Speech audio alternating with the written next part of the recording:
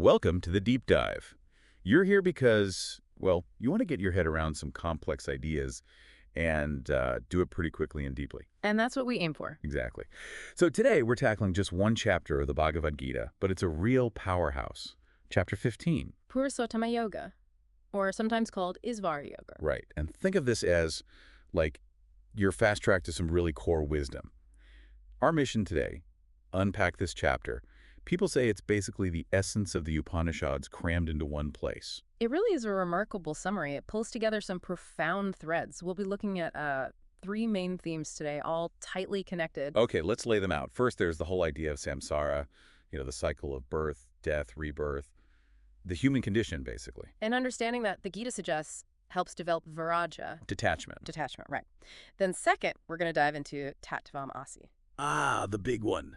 That thou art. Yeah, this idea that Brahman, the ultimate reality, the individual self, and, well, the whole world are fundamentally one. It's a cornerstone of Vedanta, absolutely. And finally, Finally, we'll look at the nature of Isvara God, the Lord, as presented specifically in this chapter as Purusottama. the supreme person. Okay. So for our deep dive, we've got some great guides. We're drawing from Swami Dayananda's home study materials. Swami Vidyatmananda's lectures, Ah. which you can find online. In the classic commentary by Sri Sankara, we'll try to pull out the most, crucial bits for you. Ready? Let's do it, starting with Samsara verses 1 to 6. The human problem and this idea of detachment. So the chapter kicks off with this really vivid image, doesn't it? On the Yeah. spatha tree. A peepal tree, Mm-hmm. but it's upside down. Roots up, branches down. That's the one. It's a bit weird. What's that all about? Yeah. Why this upside down tree for samsara? Well, it's not just for effect. It's a deep metaphor. The roots reaching upwards point to the source, the unmanifest reality where everything originates. Okay, so the origin isn't down here in the dirt, so to speak. Exactly. And the branches spreading downwards, that's our world, our entanglement in constant change. Think of people, trees, leaves, always rustling, always moving. So it represents constant flux, change. Continuous change, yes. And the insight is that we get caught up in these ever-changing branches, and that's what keeps us bound to this tree of existence. Bound, even though it's all changing. It sounds like a contradiction. Well, yes. And the Gita even calls the tree imperishable, avyam. Imperishable. How can something constantly changing be imperishable? According to the commentaries, like Sankara's, this perceived imperishability comes from ignorance. Avijji. As long as we don't understand our true nature, this cycle just keeps going. So ignorance fuels it. It's born from that lack of knowledge and just rolls on indefinitely unless we actively do something about it with knowledge. Okay, so ignorance keeps the whole cycle turning. Yeah. But what about us individually? What ties me to it? It's our reactions, isn't it? The way we respond to the world, pleasure, pain, happiness, sorrow, we get attached. We react based on ignorance. Driven by desires. Driven by desires, yes. And our whole personality, body, senses, mind, intellect acts like a vehicle. A vehicle. Yeah, a medium through which consciousness, the self, manifests.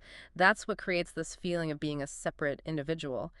Swami Dayananda uses the analogy of electricity needing a bulb. Ah, right. Electricity needs the filament to shine as light. Precisely. Or think of an actor in a costume.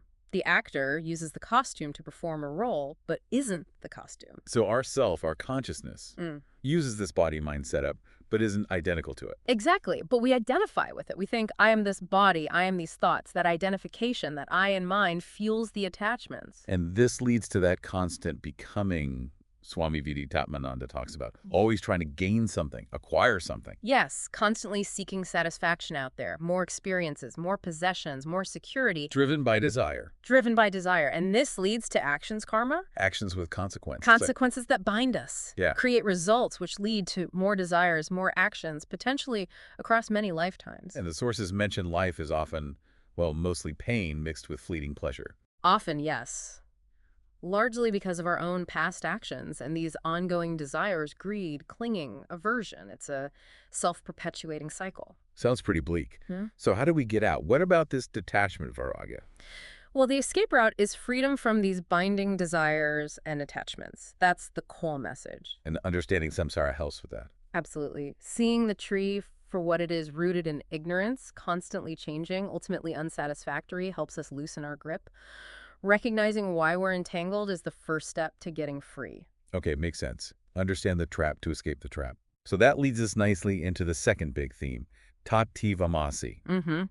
Verses 7 to 18, roughly. that thou art. This idea of identity between Brahman, the individual, the world. This sounds like a game changer. It really is. It's called a Mahavakya, a great saying from the Upanishads. It's fundamental. It reveals the essential oneness between your individual self, the Atman, and Brahman, the ultimate, all-pervading reality. So fundamentally, we're not these isolated little units. Not at all.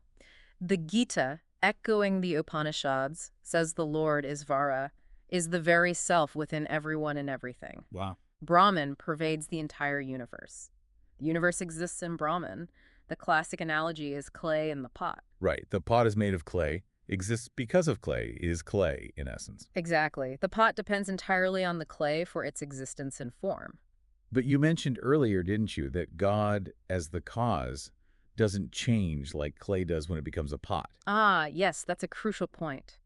The clay analogy is good for showing pervasion, but Brahman is unchanging. Unlike clay, which transforms into a pot, Brahman doesn't undergo change to become the universe. How does that work? The better analogy here, used often by Sankara and others, is the rope and the snake. Ah, okay.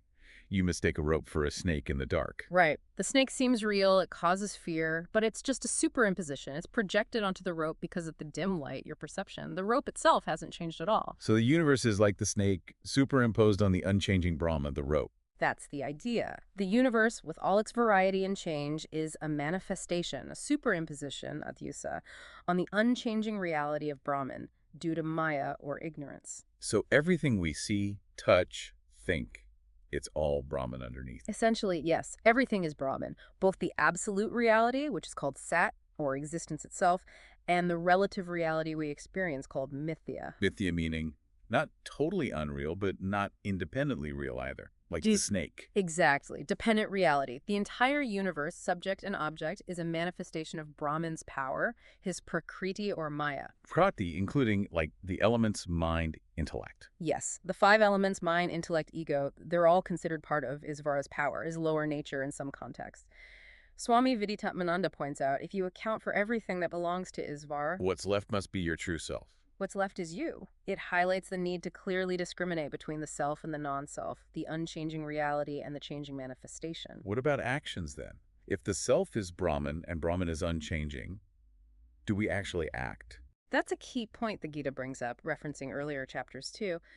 The true self, the Atman, is actionless, a non-doer, a karta. But we feel like we act. I did this. I chose that. That feeling, that sense of I am the doer, kartva, is born of ignorance, ajnana. It comes from identifying with the body-mind complex, which is active. So true renunciation, sannyasa, isn't just about giving things up externally. Not primarily. True sannyasa in this context is realizing through knowledge. I, the true self, do not perform action anyway. It's a shift in understanding. How does one get that understanding? It seems difficult. Well, the Gita says the Lord himself helps. For those devoted, those sincerely seeking this truth, he dispels the darkness of ignorance from their hearts with the bright lamp of knowledge. This knowledge reveals that the Lord is actually their own innermost self. And that leads to Unswerving yoga, union, the direct experience of that oneness, tat tivamasi. So it's knowledge, ultimately, that frees us. Knowledge is the key, and those who have this wisdom, the jhanis, they see God Brahman everywhere, in everything. Even in rituals, like the yajna, the fire sacrifice. Yes. The Gita gives that example. For the wise person, the offering spoon is Brahman, the offering itself is Brahman, the fire is Brahman, the performer is Brahman. It's all seen as one reality manifesting. And that applies to everyday life, too, like eating. Absolutely. Eating can be seen as an offering to the fire of digestion within, which is also a manifestation of the divine. Any action done with this understanding becomes a form of worship, of connection. But it also says many people don't see this, right? Yes, those who are deluded, mohita, they experience the world through the senses, but they don't perceive the Lord dwelling within as the self of all. It takes wisdom. It takes the eye of knowledge, Janakakos, as the Gita calls it. Those with that eye, they see him. Which brings us to the third part, the last couple of verses, focusing on Isvara himself as Purusattama. Verses 19 and 20. Yes, Isvara as Purusattama, the Supreme Person. What does Supreme Person mean here? How is he supreme? He's described as being beyond or distinct from 2 other categories. First, the Kshara. Ksharta. That means perishable. Yes, all beings, everything caught in samsara, the changing world. And second, he's also beyond the akshara. Akshara means imperishable. Is that Brahman, the unchanging reality we just talked about? It often refers to that, yes. Or specifically here, sometimes interpreted as Maya Shakti, or the Kasta, the seemingly static, witnessing aspect, the unmanifest potential. Puruषottama transcends both the changing manifest world, Ksharta, and its unchanging, unmanifest ground, Akshara. So beyond both change and stillness, Oh, in a way. exactly, transcending both. That's why, the Gita says, he is celebrated in the Vedas and in the world as Puruષottama, the highest, the supreme person, Uttama Purvan. And understanding God in this way, as Puruષottama, what effect does that have? Verse 19 is very clear. One who, free from delusion, knows him thus, as the Puruષottama. That person becomes Sarvavit. Sarvavit, all-knowing. All-knowing in the essential sense, knowing the ultimate reality which underlies everything. And They worship him, Phajati, with their whole being, Sarva Bhavana. It implies total devotion born from complete understanding. so this knowledge isn't just intellectual, it leads to devotion. Absolutely. It's presented as the culmination.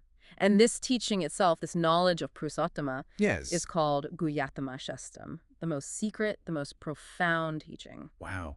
So understanding this is the ultimate goal. Understanding this, the Gita says, makes one truly wise, Buddhiman, and ensures the fulfillment of all duties, Katachashka, because you understand the ultimate context of everything. Okay, that is a lot packed into just 20 verses. Let's try a quick recap. Good idea. First, we saw samsara, the upside-down tree, rooted in ignorance, kept going by desire and reactions.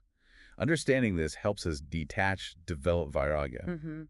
That's the problem and the first step towards the solution. Then, tattvanasi, the huge realization that our true self, the Atman, is one with Brahman, the ultimate reality pervading everything, seeing the rope, not just the snake. The core truth of non-duality, realized through knowledge, often aided by devotion. And finally, understanding Isvara not just as the creator or the unchanging ground, but as Puruષottama, the supreme person transcending both the perishable world and the imperishable source. And knowing him this way leads to becoming all-knowing, in essence, and engaging in wholehearted devotion. It really is like a mini Upanishad, isn't it? A complete roadmap in one chapter. It truly encapsulates so much of the essential Vedic wisdom, a guide to understanding who we are, what this world is, and our potential for liberation. So as you, our listener, sort of digest all this, maybe take a moment. Which of these three big ideas, samsara and detachment, the oneness of tattvanamasi, or Isvara as Puruષottama, which one kind of clicks or resonates most with you right now? Yeah, that's a good reflection. How could exploring that particular aspect maybe shift how you see things, your experiences, the world? Definitely food for thought. Yeah. And perhaps inspiration for more exploration. Thanks for diving deep with us today.